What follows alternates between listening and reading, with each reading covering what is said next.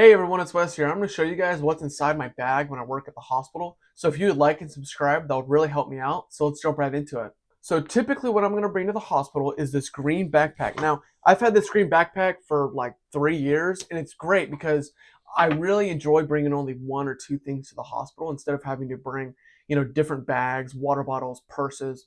Not really. I don't bring a purse to the hospital.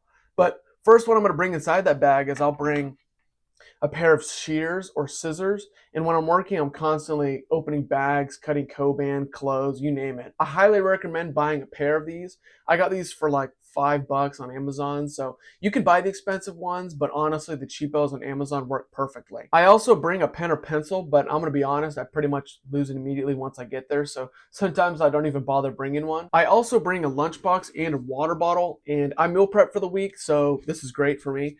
If I don't eat healthy and drink a lot of water, it makes my shifts a lot worse, along with spending money on junk food. And I hate spending money on junk food at the hospital. But along with the lunch, I'll bring a couple snacks like peanut butter or Greek yogurt. And that's really great to give me energy during my shifts. I also have my Apple Watch, and this is a Series SE2, I believe.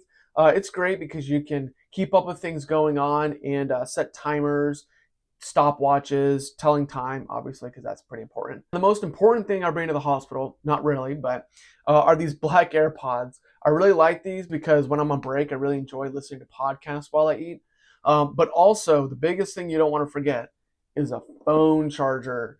I'm telling you, if your phone goes down at noon on a 12-hour shift, makes the whole rest of the shift terrible. I'm telling you, your phone going down is never fun. Finally, I'll bring a small notepad right here. Now, these are really great for writing down abnormal vital signs, things to get done, and things that I need to remember.